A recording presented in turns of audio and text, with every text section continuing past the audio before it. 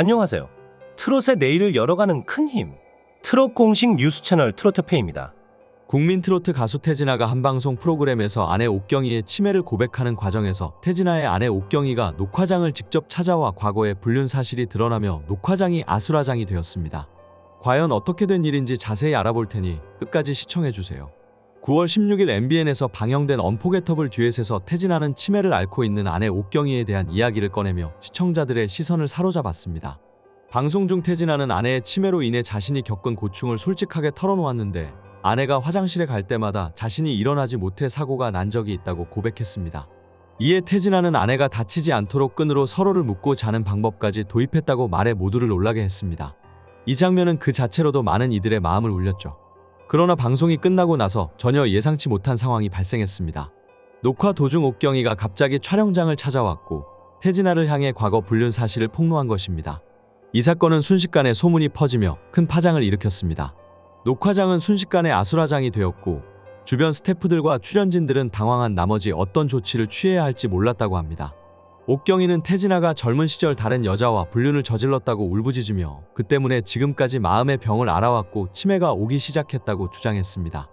이 발언에 태진아는 즉각 반박하며 아내가 치매로 인해 현실과 과거를 구분하지 못해 이런 말을 한다고 해명하려 했습니다. 그러나 옥경이는 계속해서 태진아를 비난했고 태진아는 점점 더 당황하는 모습을 보였습니다. 이후 옥경이는 태진아가 그동안 자신을 어떻게 대했는지 그리고 자신이 느낀 배신감에 대해 이야기했습니다. 그녀는 태진아가 불륜을 저지른 후에도 자신을 아내로서 존중하지 않았으며 그 결과로 자신의 정신적 상태가 악화되었다고 주장했습니다.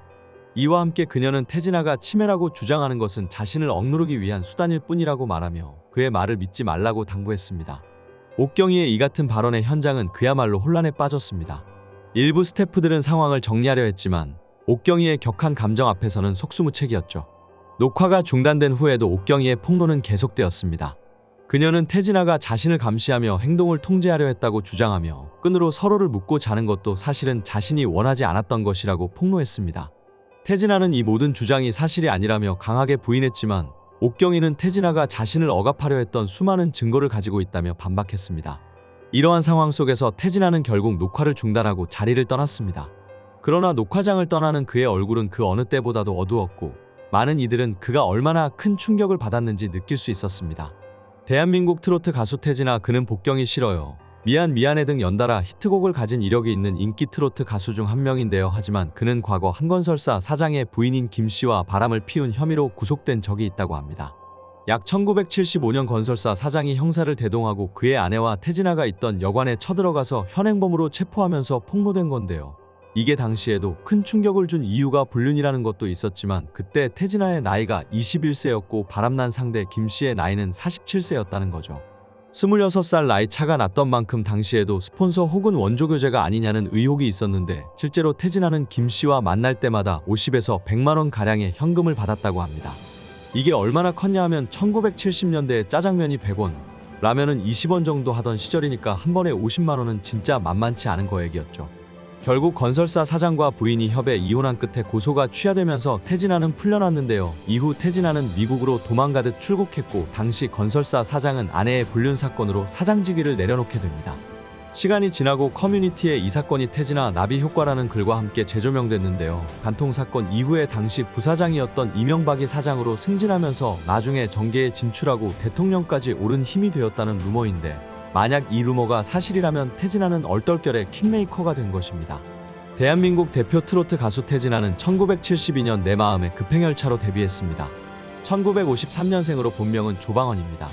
옥경이, 거울도 안 보는 여자, 미안해, 노란 손수건, 사랑은 아무나 하나, 사랑은 장난이 아니야, 동반자 등 다수의 히트곡을 낸 태진아는 서른도, 송대관, 현철과 함께 트로트 4대 천왕으로 불리고 있습니다. 특히 1988년 발표한 옥경이는 앨범이 150만 장이나 팔리며 데이트를 칩니다.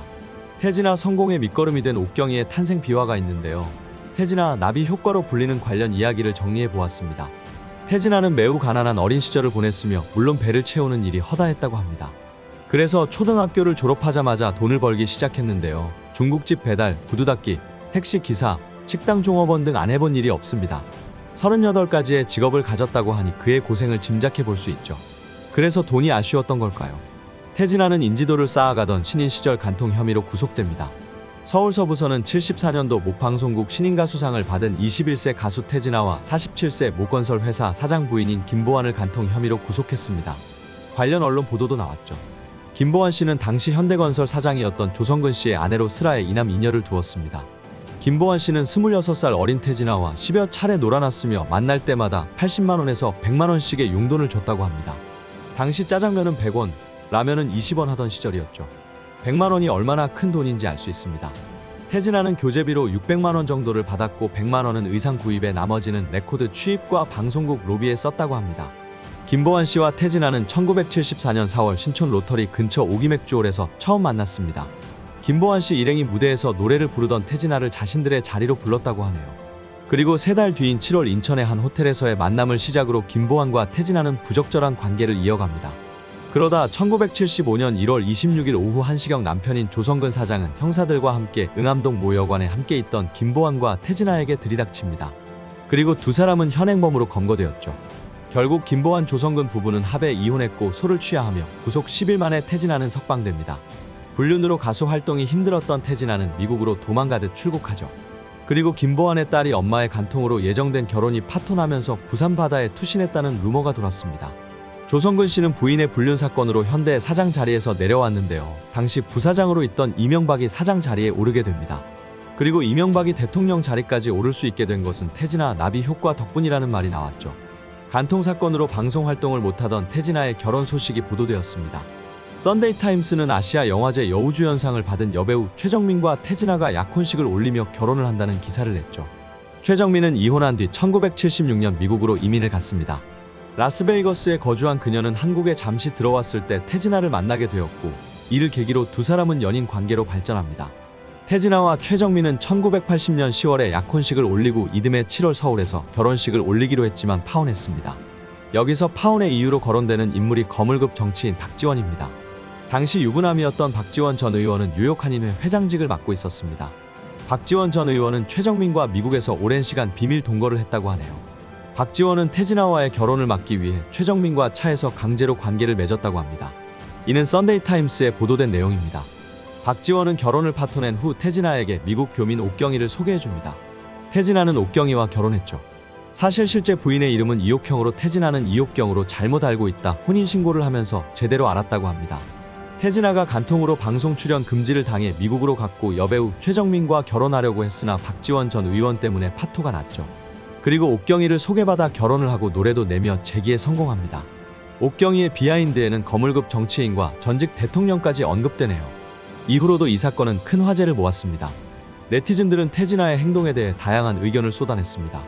일부는 옥경이의 폭로를 믿기 어렵다며 태진아를 옹호했지만 다른 한편에서는 태진아의 과거 행동이 문제가 있었다고 주장했습니다.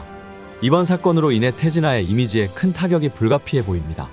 옥경이의 폭로가 사실이라면 그동안 보여왔던 태진아의 따뜻한 이미지는 그야말로 한순간에 무너질 위기에 처한 것입니다.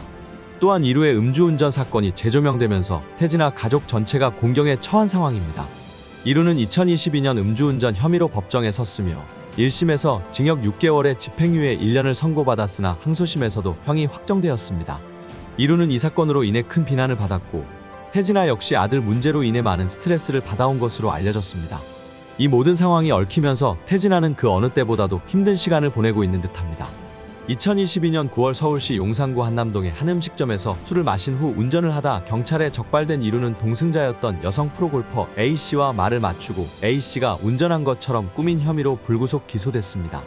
또한 그는 2022년 12월에는 술을 마신 지인에게 자신의 차량을 운전 주차하게 해 음주운전을 방조한 혐의도 받았으며 같은 날 시속 180km 이상으로 음주운전을 하다 도로 가드레일을 들이받은 혐의도 받았습니다. 사고 당시 이루의 혈중 알코올 농도는 0.075로 면허 정지 수준으로 알려져 많은 이들이 분노한 바 있습니다. 1심 판결은 징역 6개월, 집행유예 1년. 이루는 1심 판결에서 징역 6개월, 집행유예 1년을 선고받았고 이에 검찰은 항소한 바 있습니다. 검찰은 이루에 대해 범인도피 방조죄 후 음주운전을 저질렀고 사고를 일으켰는데 양형 기준보다 낮은 판결을 받았다라며 징역 1년, 벌금 10만 원을 선고해 주시기 바란다고 말했습니다. 이에 이루 변호인은 피고인은 범행 사실 이후 자백했다. 가수 데뷔 후 K-팝에서 국위선양을 했다라며 피고인의 모친은 5년 동안 중증 치매를 앓고 있는데 아들이 간병을 지극정성으로 하고 있는 점을 참고해 달라며 선처를 호소했습니다. 이루는 최후 변론에서 미디어에 나오는 사람으로서 짓지 말아야 할 죄를 지어서 죄송하다.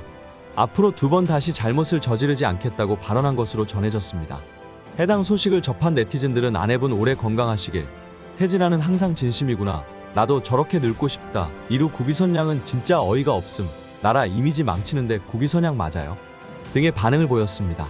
지금까지의 사건을 종합해보면 이번 사건은 단순히 방송 중 발생한 해프닝이 아니라 태진아의 오랜 세월 동안 쌓여왔던 문제들이 한꺼번에 터져 나온 것이라 볼 수 있습니다. 태진아가 앞으로 이 위기를 어떻게 극복할지, 그리고 그의 가족이 어떻게 다시 일어설 수 있을지 귀추가 주목됩니다.